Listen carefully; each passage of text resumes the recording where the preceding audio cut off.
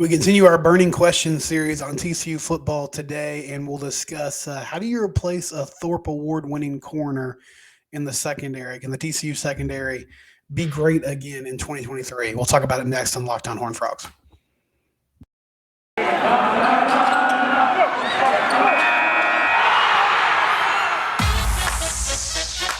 You are Locked On Horned Frogs, your daily podcast on the TCU Horned Frogs, part of the Locked On Podcast Network, your team every day.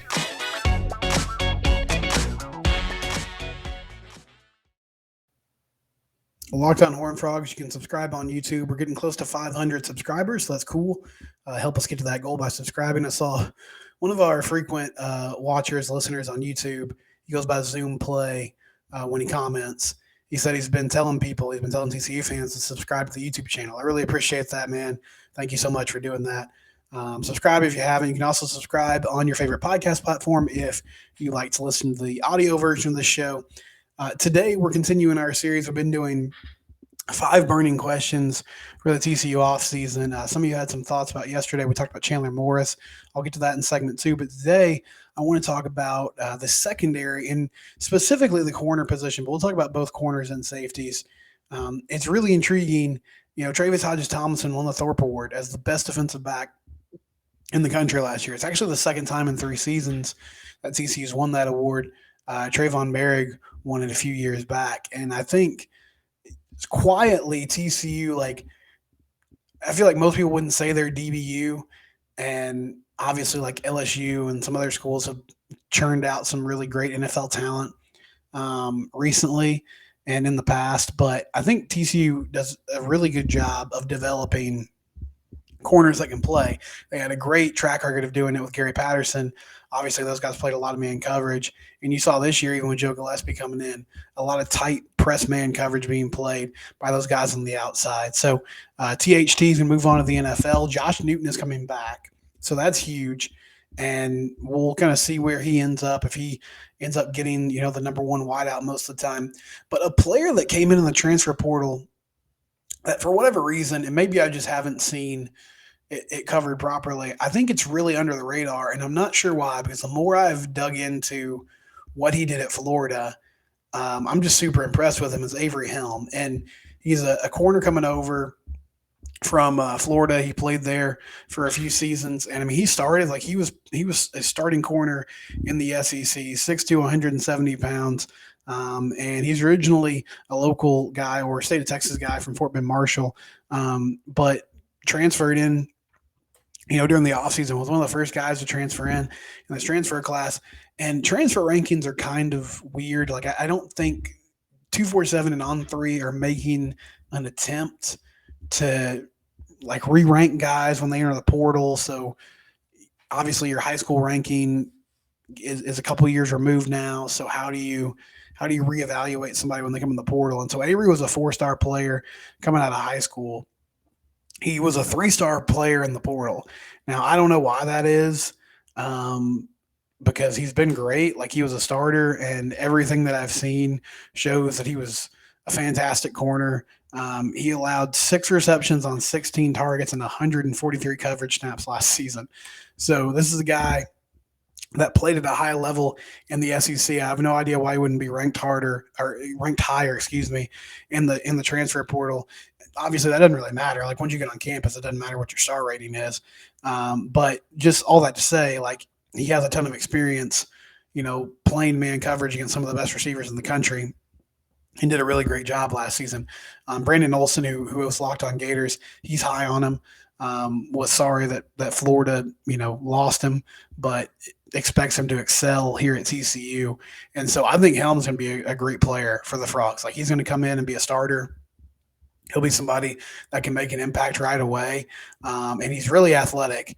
I saw an article, it was actually shared by Avery's dad to me, but he ran a sub 4.3 at Florida. And if he would have participated in Florida's pro day, he didn't because he was an underclassman. But if he would have participated in Florida's pro day, he would have been off the charts athleticism wise, from a speed standpoint, from a vertical leap standpoint. He's just a great athlete. So fantastic pickup by the staff. I mean, he had attention from Utah, a lot of other schools when he hit the portal, and kind of quietly made the decision to come to TCU. And I think he's going to be a fantastic player for the Frogs. So that's one aspect of replacing Travius Hodges Tomlinson. I think also they got a couple more guys from the JUCO ranks that they're excited about at that corner position. Channing Kando is actually the top ranked defensive back as far as JUCO goes, coming in this season in the 2023 class. So he comes over from Trinity Valley in Athens, Texas, and another big, long, lanky guy, 6 feet tall, 185 pounds. And then they also grabbed Mason White, who is from San Antonio College in Walnut, California, another JUCO player, 6 foot tall, 180 pounds. So both those guys you would think would be great depth pieces. There's a couple players on the roster right now that didn't play this year because they were young guys, but they were really excited about Kyron Chambers coming out of high school from Oak Cliff. He won a state championship a few years ago. He was originally committed to Arizona, and they got him to flip late in the process once Sonny got the job and come over to TCU. Ronald Lewis, a freshman who was originally committed to Texas. He's from New Orleans, Louisiana, and then he flipped to the Frogs late in the process as well. So a lot of guys that can step in and play. I think they're going to be set up really well at that corner position. At the safety spot, a bunch of dudes returning. Came out that Bud Clark's going to come back for another season. We'll have Mark Perry back for another season. Him and Josh Newton announced on the same day that they'd be running it back in 2023. And then Miller Bradford also coming back for the 2023 season. So all three of your big-time safety positions, your starters, are going to be coming back. A couple of your depth guys will be returning as well. A bunch of players in this 2023 class from a freshman standpoint that will be coming in from the safety position. Not sure how many of those guys will see any time on the defense, but exciting times at TCU. A lot of guys that played a lot of snaps in that secondary are going to be back next year. So I really think they're set up well to continue what they did in 2022 and play a lot of physical man coverage, allow those linebackers and safeties to come up and run support and make plays. And hopefully, with another year under their belt for a bunch of these guys, you see players, being more decisive, moving faster. I know late in the season, Michigan, obviously, they had a lot of success throwing over the middle of the field. The Georgia game, Brock Bowers is an absolute monster. So, I don't even know how much you can take from it. But they have to get better from a coverage standpoint on some of those concepts and some of those things. But I feel like with an offseason to prepare, they'll be more ready and equipped to handle, some of those concepts that teams threw at them late in the season that gave them trouble. But excited about the secondary, especially that corner position with guys like Avery Helm coming in for the 2023 season. When we come back, an update on the recruiting front, a quarterback that TCU was after. He unfortunately decided to go a different direction. We'll also read some of your comments from yesterday's show. Before we do that, though, I do want to talk about one of our great sponsors, Bet Online. Bet Online, if you've ever wondered about, man, I kind of want to know what it's like to get in the wagering game, to get in the world of sports betting, but I don't know the best way to do it. Go to Bet Online today. If you kind of want a primer for what you're getting in for, they have podcasts. They have a lot of great information that you can find there on their website. And then also you can start, throwing down bets. So college basketball is in full swing right now. We got the basketball team on the road tonight against West Virginia. That's exciting. And NBA is going on. NFL playoffs coming up this weekend. Cowboys trying to keep it going against the 49ers on the road. Bet Online, they're your one-stop shop. They're your source for everything you need. If you've ever been curious about dipping your toe in the water, Bet Online is a place to go. It's where the game starts. Lee Sterling from Paramount Sports, he's been running the site for years. He knows what he's doing. He's not going to lead you in the wrong direction. Bet Online, give it a try today. Thanks to them for being one of the great sponsors of Locked On Horned Frogs and the Locked On Podcast Network. All right, segment 2 here on Locked On Horned Frogs. So let's talk about some recruiting notes quickly. Walker Howard, who was a 4-star or 5-star quarterback, depending on what recruiting service you want to look at, from LSU, he hit the portal. And he officially announced on Twitter this morning, Wednesday morning, when I'm recording this, that he's headed to Ole Miss. So he's going to Ole Miss, which means TCU did not get him. They missed out on Howard.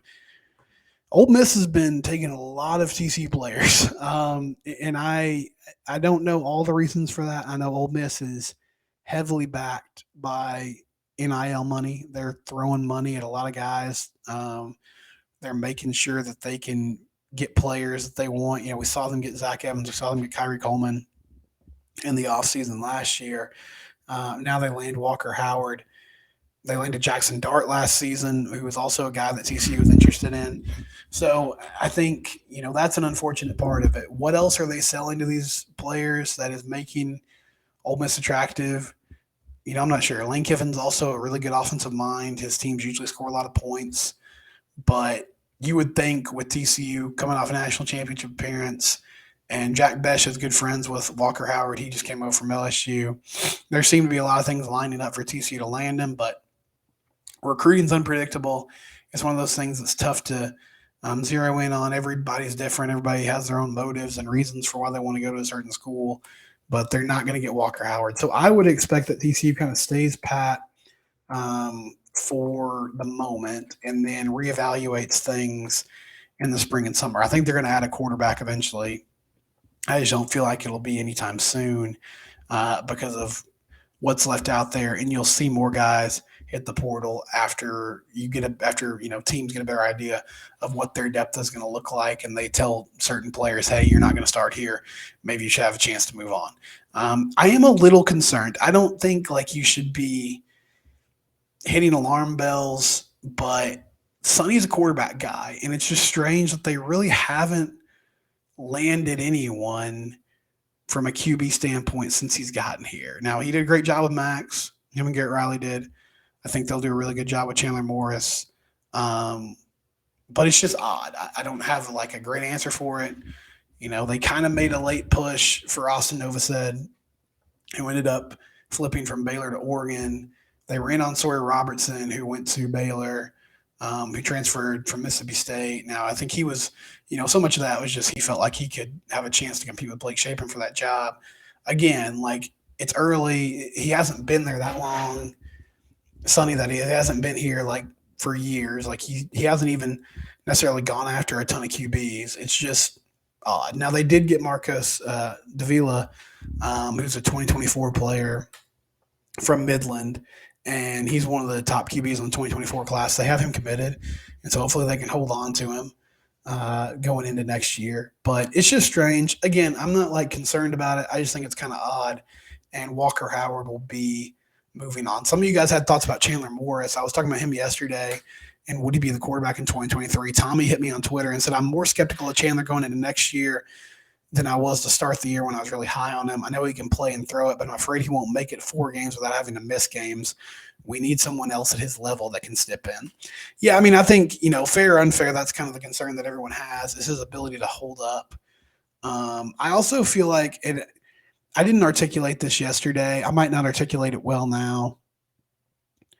Expectations have just changed so much for this program between last year and this year that it feels kind of weird that Chandler is the guy. But I think he can certainly do it. I think he's capable. But yeah, you want to have more depth behind him, especially given some of his injury history. And I think they'll eventually make that happen. It's just not going to happen right now. Stephen Hill, he talked about Walker Howard yesterday. He said Jack Besh is good friends with him. That's a dynamic that could help. Yeah, I think it probably did help get him to visit, get him in the door. It just didn't help close the deal. But hopefully they can, find another QB later in the process. Stephen Brian Capers says he agrees. It's actually about the offensive coordinator and kind of leads us into another topic that I'll touch on here.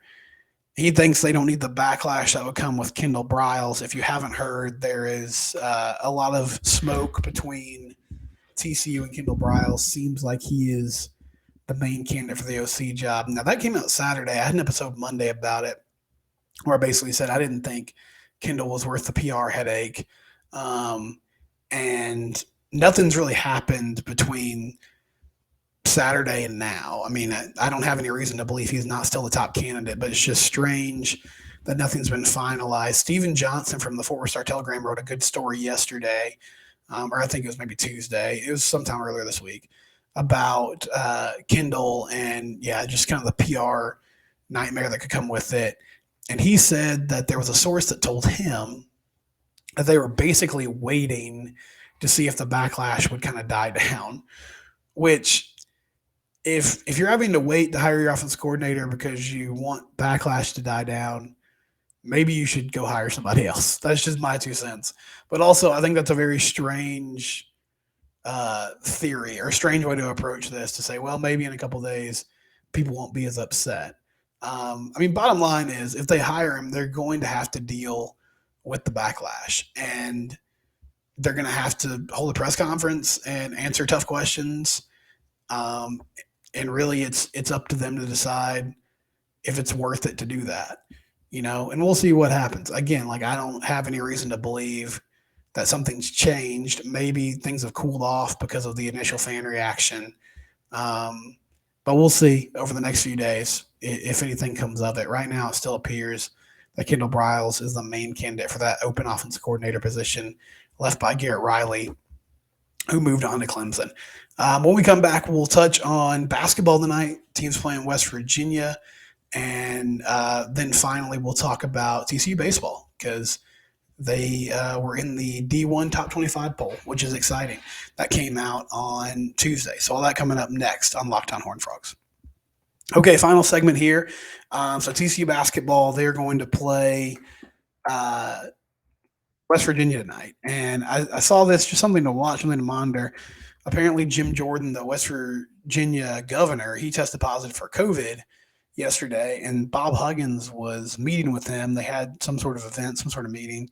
So Bob Huggins was in close contact. So there's some speculation that maybe he won't be available tonight. I honestly don't. Are they still doing testing? I don't know how that works, contact tracing and all that. I didn't really think that most college programs were still doing that, but maybe they are. And if he tests positive, then he won't be available tonight. But I don't know how that's going to work and how that process will go. West Virginia, 2.5-point favorites tonight over the Frogs. They have not won a Big 12 game. Always tough to play in Morgantown, but I feel like if TCU takes care of the ball, they'll be okay. Should be interesting to see. TCU likes to get in transition and run. West Virginia runs that press. So I'm expecting a pretty frantic, chaotic game tonight, and we'll see how that plays out. D1 baseball came out with their top 25 yesterday, and we are a month away from TCU baseball. They start the season on February 17th against Vanderbilt in the Globe Life Challenge. This has been, I think, the 3rd season in a row they started the year playing at Globe Life Field against SEC teams. So they're going to play Vandy, Arkansas, and Mizzou that opening weekend, which is a really good opening weekend of games. Vandy is also ranked in the top 25 here. Let me get this pulled up so I can tell you exactly where they are. But TCU's at 15. The number 1 team in the country is LSU. Tennessee's at 2, Stanford at 3, Ole Miss at 4, Texas A&M at 5. Elsewhere in the Big 12, Oklahoma State's at 9. I said TCU at 15, and then Texas Tech at number 24. Texas, surprisingly, on the outside looking in to start the season. Vanderbilt is the number 10 team in the country, and Arkansas the number 8 team in the country. TCU will face both those teams in that Globe Life Challenge to start the season. Excited about this Frogs lineup this year. The pitching staff will be kind of a mystery. Cam Brown coming back, so I think he'll be in the weekend rotation. And then once you get past that, I'm not exactly sure who will be those Saturday and Sunday starters. But they went and got Austin Davis from West Virginia, outfielder. They went and got Trey Richardson, infielder from Baylor. So I think this lineup, you're talking about a lot of speed. Elijah Nunez at the top. Austin Davis maybe behind him, who's a really fast guy. Trey Richardson, really good with the bat, puts the ball in play, can run the bases. And then you get to kind of your sluggers like Braden Taylor, Curtis Byrne, David Bishop. I would think Luke Boyers is going to be an everyday player for you again. And then we'll kind of see Anthony Silva is a really exciting freshman. They expect him to be someone who gets a lot of play at shortstop. I don't know if he'll be your opening day shortstop and starter all year, but I know that was sort of the plan. And I'm not sure who's going to DH for them this season. I think it might be kind of a by committee situation like it was last year, but a lot of speed in this lineup. So I'm curious to see if they, use more hit and run. If they bunt a little bit more than usual.